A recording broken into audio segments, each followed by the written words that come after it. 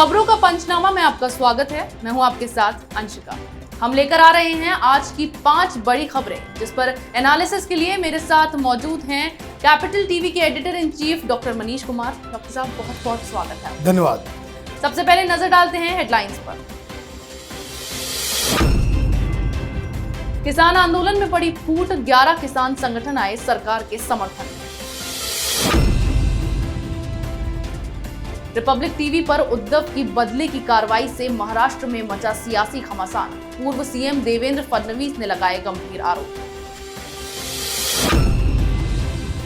किसान आंदोलन के बीच विपक्ष में छिड़ी जंग, अरविंद केजरीवाल ने कैप्टन पर लगाया किसानों के आंदोलन को बेचने का आरोप।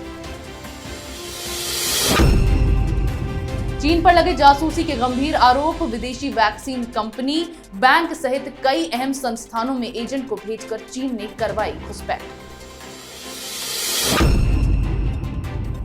चुनाव से पहले मदरसों पर सरकार की सख्ती, असम के मदरसों को अब नहीं मिलेगा सरकार से पैसा।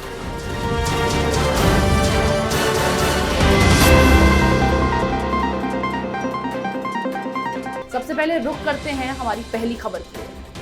कृषि कानूनों के विरोध में एक तरफ दिल्ली की सीमा पर किसानों ने भूख हड़ताल की है, तो दूसरी तरफ अब इस आंदोलन में फूट पड़ती नजर आ रही है। कई किसान संगठन सरकार के समर्थन में आ गए हैं। लगभग 19 दिन बाद कृषि कानून के समर्थन में देश भर के 11 किसान संगठनों ने केंद्रीय कृषि मंत्री नरेंद्र सिंह तोमर के साथ मीटिंग की है। डॉक्टर मनीष, अब ये किसान क्यों सरकार के समर्थन में आ गए हैं? देखिए, ये जो किसान आंदोलन कर रहे हैं, दरअसल ये किसानों का आंदोलन है, किसान संगठनों का आंदोलन है, जिसमें ज्यादातर उस तरह के किसान संगठन हैं जो राजनीतिक दलों से जुड़े हुए हैं और खास करके जो ऑपरेट करते हैं पंजाब, हरियाणा और वेस्टर्न यूपी में। लेकिन आज जो 11 संगठन कृषि मंत्री से जिन्होंने मुलाकात की, एक मेमोरेंडम दिया, उस मेमोरेंडम में उन्होंने साफ साफ कहा है कि ये जो 3 कानून मोदी सरकार लेकर के आई है, वो इस दबाव में, जो किसान आंदोलन कर रहे हैं उसके दबाव में सरकार अपने कदम को पीछे ना ले, वो सरकार के साथ है। और जो संगठन आज वो मिले हैं, उनमें से कई सारे संगठन तमिलनाडु, तेलंगाना, बिहार, महाराष्ट्र, देश के अलग अलग राज्यों से हैं। तो कहने का मतलब ये कि किसान आंदोलन के अंदर एक फूट पड़ गई है। पंजाब, हरियाणा और यूपी में जो कुछ संगठन जो इस आंदोलन में शामिल हैं, वो अब अलग थलग पड़ रहे हैं। खबर ये भी आ रही है कि जो लोग प्रोटेस्ट कर रहे हैं उनके बीच भी अब मतभेद सामने आ रहा है। और इस वजह से ये मान के चलिए कि सरकार को ये जानकारी मिलते ही सरकार को राहत मिली होगी और सरकार अब इस आंदोलन को लेकर के किसी भी दबाव में नहीं आएगी।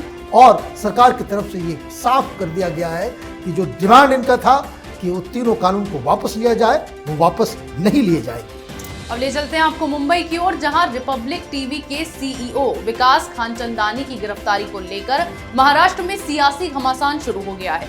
मुंबई पुलिस ने टीआरपी घोटाले में अर्नब गोस्वामी के चैनल को फर्जी तरीके से फंसाया है। छुट्टी के दिन रिपब्लिक के सीईओ की गिरफ्तारी और फिर कोर्ट से रिमांड लेने को उद्धव सरकार की बदले की कार्रवाई बताई जा रही है। डॉक्टर मनीष, पहले महाराष्ट्र की सरकार ने अर्नब गोस्वामी को गिरफ्तार करवाया, उनसे जब उनका बदला नहीं पूरा हुआ तो अब अपनी बदले की कार्रवाई को वो रिपब्लिक के सीईओ की गिरफ्तारी से अंजाम दे रहे हैं। देखिए, जो लगातार अर्नब गोस्वामी और रिपब्लिक टीवी के खिलाफ जो अन्याय हो रहा है, उसको लेकर के पूरी देश भर में नाराजगी है, लोग गुस्से में हैं कि वहां पे उद्धव सरकार क्या कर रही है। लेकिन आज एक और बड़ी राहत मिली है, जो कह सकते हैं कि एक तरीके से अर्नब गोस्वामी की जीत हुई है, क्योंकि नेशनल ह्यूमन राइट्स कमीशन ने महाराष्ट्र की सरकार, महाराष्ट्र की पुलिस को 2 नोटिस भेजे गए हैं और जिसमें वहां के डीजीपी और जो जेल है आईजी, उससे ये तलब किया गया है कि आपने जो वाइस प्रेसिडेंट घनश्याम सिंह को आपने जब गिरफ्तार किया था तो उसके साथ आपने मार पिटाई क्यों की, ह्यूमन राइट्स की अवहेलना क्यों की गई, और इस चीज के लिए जांच के लिए आदेश दिए गए हैं। मुंबई पुलिस से, महाराष्ट्र की पुलिस से ये कहा गया है कि आप इस चीज की जांच करें, लेकिन इस जांच में क्राइम ब्रांच का कोई भी शख्स, कोई भी अधिकारी इस जांच में ना हो।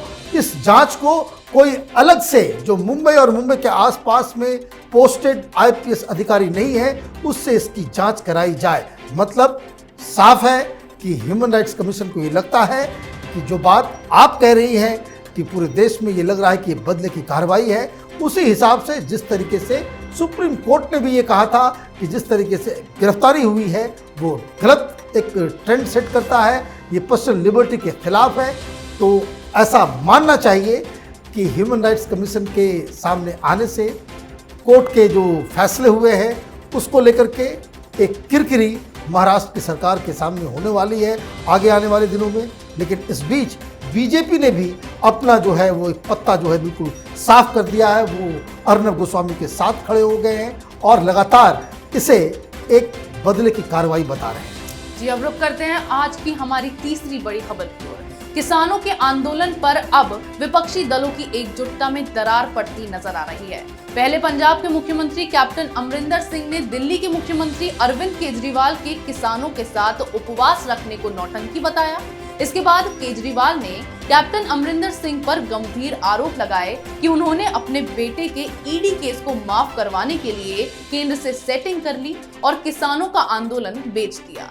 डॉक्टर मनीष, अब तक जिन विपक्षी दलों पर किसान आंदोलन पर राजनीति करने का आरोप लगता आया था, वही विपक्षी दल की एकजुटता में अब दरार पड़ रही है। आगे क्या इस आंदोलन में होने वाला है? देखिए, ये आंदोलन खत्म हो चुका है, अब इस आंदोलन में कुछ रहा नहीं। पहली खबर में जिस तरह से हमने बताया कि किसान संगठनों के बीच ही दरार पड़ चुके हैं, लेकिन अब ये जो तमाम जो पॉलिटिकल एजेंट्स के रूप में ये जो किसान संगठन दिल्ली के अंदर प्रोटेस्ट कर रहे थे, इनके अब जो करता धरता है, इनके जो पीछे से जो बैकिंग आ रही थी, वो ही आपस में उलझ पड़े हैं। अब आज उपवास का दिन था तो केजरीवाल ने उपवास करने का एक ड्रामा किया।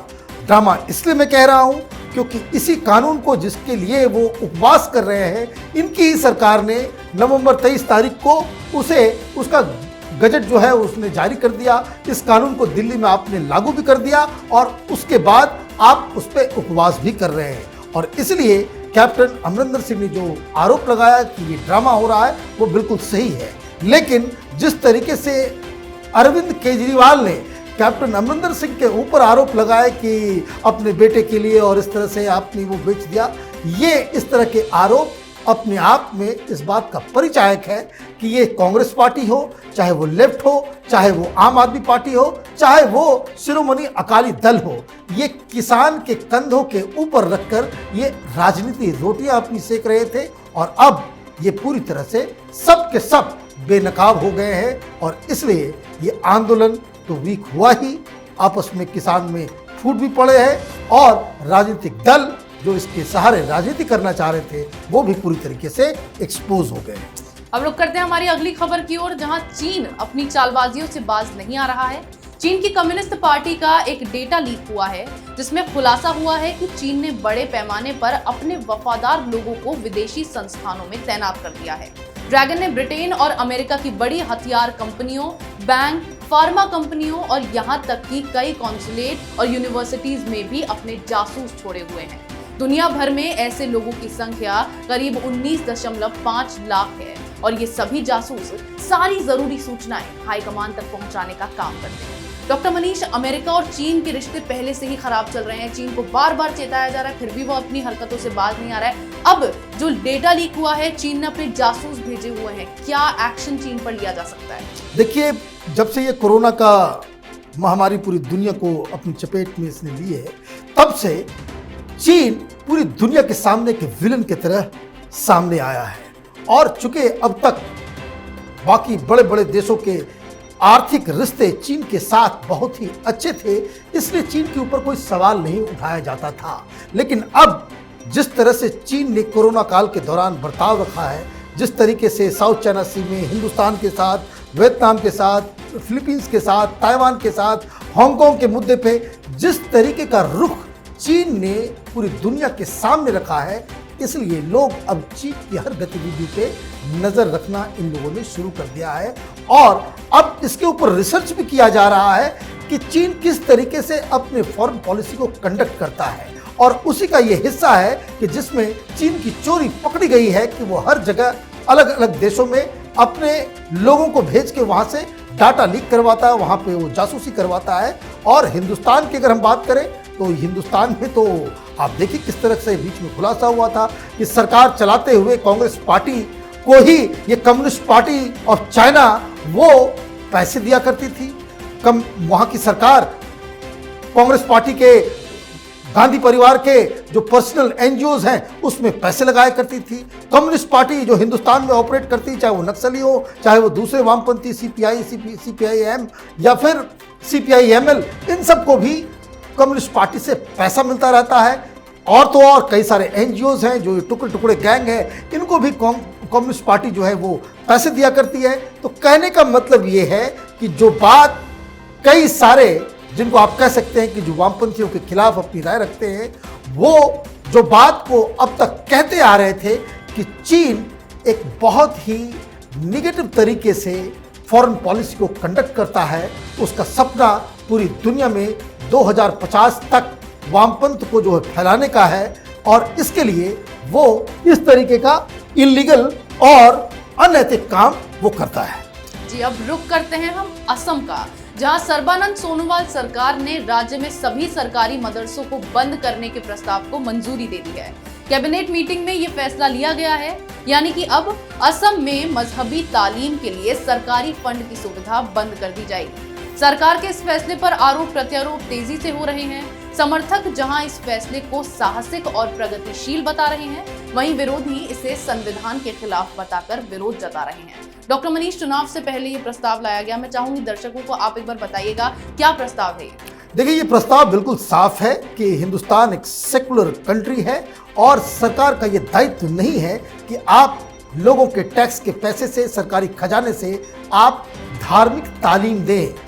और ये धार्मिक तालीम देने का मतलब ये ऐसा नहीं है कि सिर्फ मदरसे के ऊपर जो है वो कार्रवाई हो रही है या मदरसों को में जो है धार्मिक तालीम नहीं दी जाएगी। दरअसल इस कानून के तहत संस्कृत की भी जो पढ़ाई होती है उस पर भी पाबंदी लगने वाली है। एक दूसरी बात यह है कि वहाँ पे इस फैसले को मुसलमानों के खिलाफ एक फैसला बताया जा रहा है, जो निहायत ही जिसको कह सकते हैं कि राजनीतिक आउटलुक के जरिए, राजनीतिक द्वेष की वजह से आप उसको उस तरह से डिफाइन कर रहे हैं। दरअसल वहाँ की सरकार जो मदरसे हैं, जो सरकारी पैसे से चलाए जाते हैं, उसको मॉडर्नाइज करना चाहती है और वहाँ पे मॉडर्न एजुकेशन देना चाहती है। तालीम जो आम जगह, जो सरकार का जो काम है कि आप संविधान के मुताबिक साइंटिफिक टेम्पर और जो एजुकेशन का जो सही तरीका है वो आप मुहैया कराएं अपने नागरिकों को, उसी के तहत ये कार्यक्रम में बदलाव किया गया है, जिसमें ये फैसला लिया गया है कि जो सरकार जो पैसे खर्च कर रही थी उसके जरिए मजहबी तालीम नहीं दी जाएगी, कुरान की पढ़ाई नहीं की जाएगी और उसके जगह पे आप नॉर्मल जो एजुकेशन होता है वो दिया जाएगा। अब कुछ लोग जो ये कह रहे हैं कि ये संविधान के खिलाफ है, ये गलत इंटरप्रिटेशन है, ये राजनीति से प्रेरित है। क्यों? क्योंकि संविधान में हर धर्म को अपने धर्म के मुताबिक अपना प्रचार प्रसार, एजुकेशन इंस्टीट्यूट खोलने का तो अधिकार है, लेकिन इसके लिए सरकार पैसे खर्च करे, ये संविधान के खिलाफ है। और इसलिए जो असम की सरकार ने जो फैसला लिया है वो संविधान के मुताबिक है और किसी भी सेकुलर देश के अंदर, सेकुलर सरकार के अंदर धार्मिक तालीम देने का काम सरकार का कतई नहीं होना चाहिए। जी डॉक्टर मनीष, देश दुनिया की इन 5 बड़ी खबरों पर हमारे साथ बातचीत के लिए आपका बहुत बहुत धन्यवाद। धन्यवाद। अगर आपको हमारा ये वीडियो पसंद आया हो तो इसे लाइक करें, शेयर करें, कमेंट करें, साथ ही हमारे चैनल को सब्सक्राइब करें।